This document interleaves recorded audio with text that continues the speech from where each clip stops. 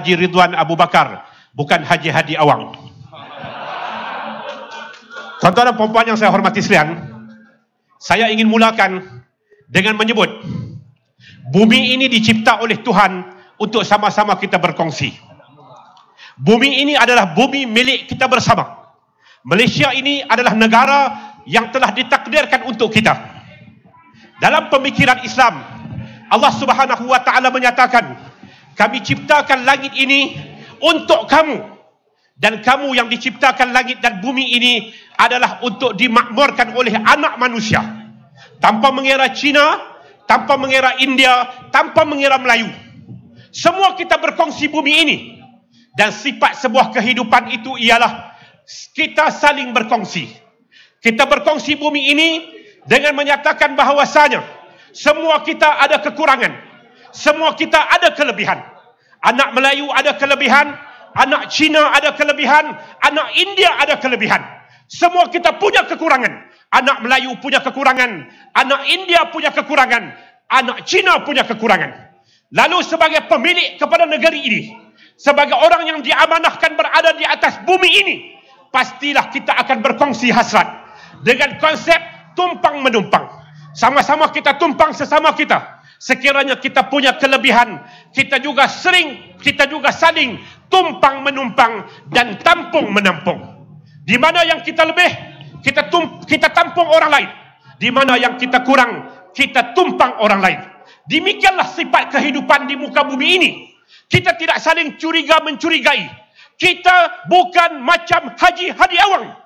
Kita bukan macam pemikiran golongan ekstremis ini, yang mereka menyatakan kalau negeri ini dimiliki secara bersama, ditadbir secara bersama, dikongsi secara bersama, maka mereka anggap itu adalah kamu nak jual negeri ini kepada China. Ini adalah pemikiran celaka. Ini adalah pemikiran yang biadab. Dan ini adalah pemikiran yang kita sebut sebagai pemikiran melampau ataupun pemikiran ekstremis. Kenapa saya kata begitu? Dan kenapa malam ini saya pilih untuk memakai jubah dan kepiah putih? Saya ingin beritahu kepada rakan-rakan Cina, saya ingin bagi tahu kepada rakan-rakan India, kita nak bagi tahu kepada rakyat air hitam dan negeri Johor, bahawa tidak semua yang berpakaian begini otaknya lok-lak macam Haji Hadi. Ini perkara yang pertama. Tidak semua. Kami telah dilahirkan di Malaysia dan kita berbangga sebagai orang Malaysia, dan kita ingin bersama-sama dengan rakan-rakan seluruh rakyat Malaysia untuk kita membangunkan negeri ini. Kita menyatakan hala tuju negeri ini, dan kita terus berada ke hadapan untuk sama-sama kita memakmur dan kita menerima hasil daripada kemakmuran untuk anak Cina, anak India, anak Melayu, dan yang pastinya untuk penduduk dan warga negara Malaysia.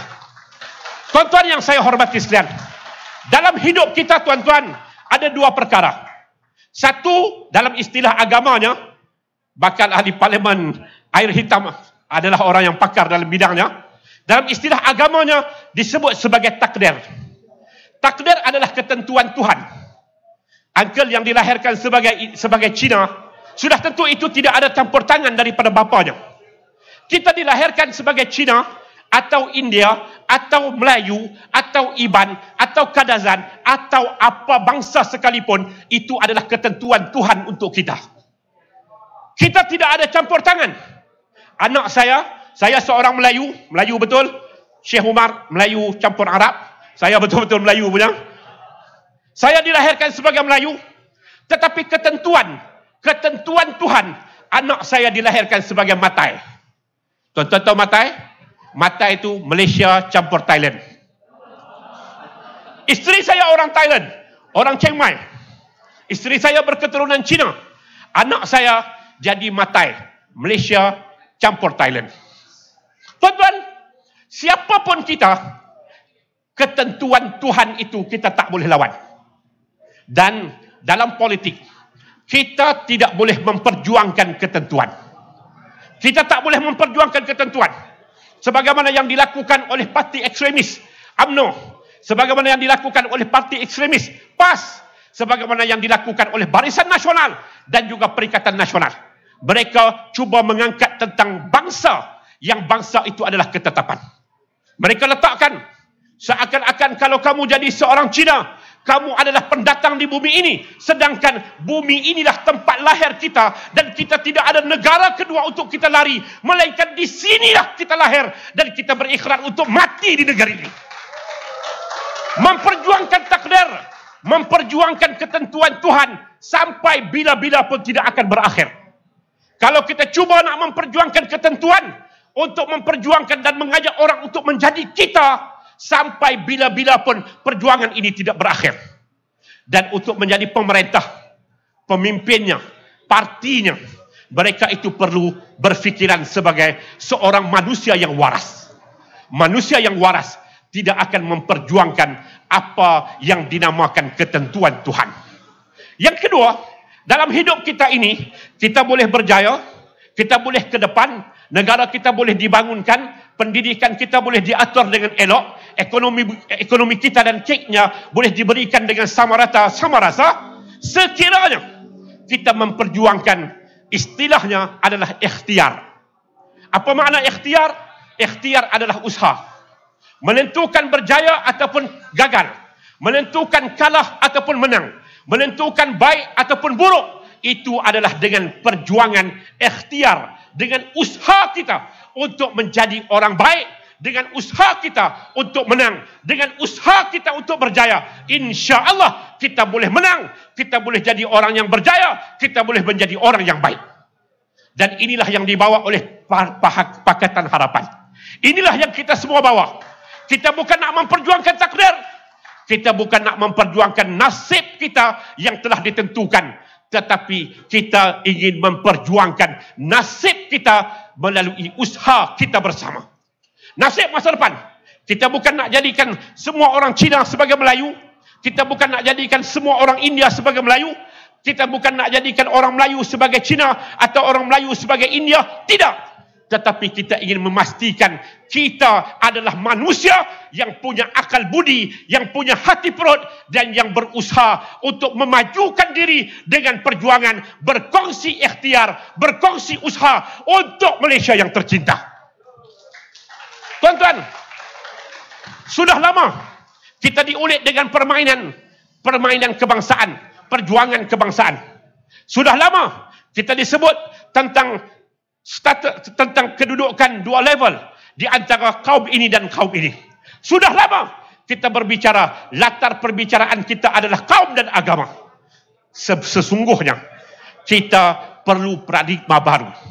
Kita perlu dinamika politik, kita perlu lonjak ke arah hadapan untuk melahirkan masyarakat, rakyat, warga negara Malaysia yang meletakkan Malaysia sebagai keutamaan dan tidak berfikir tentang apa yang dikatakan bangsa, warna kulit dan juga agama. Tetapi yang pentingnya adalah Malaysia. Tuan-tuan, setelah hampir 70 tahun kita merdeka, negara ini masih ada sekolah daif. Negara ini masih ada sekolah buruk. Negara ini masih ramai orang susah. Negara ini masih berlaku pengagihan kek ekonominya yang tidak tepat. Negara ini masih ramai orang-orang yang jahat. Dan semua itu berlaku sudah tentu kerana satu keyword, kerana satu kata kunci. Kata kuncinya itu adalah korupsi. Kata kunci itu adalah korupsi.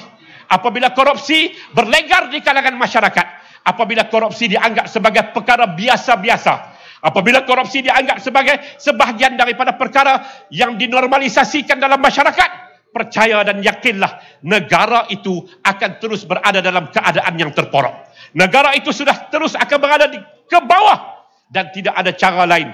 Pilihan raya 19 November ini, pilihan raya umum yang ke-15 bagi negara kita Malaysia, bukan berbicara tentang air hitam, bukan berbicara tentang kita amanah DAP ataupun PKR ataupun Perikatan Nasional dan sebagainya, tetapi kita berbicara tentang masa depan Malaysia yang cukup gemilang.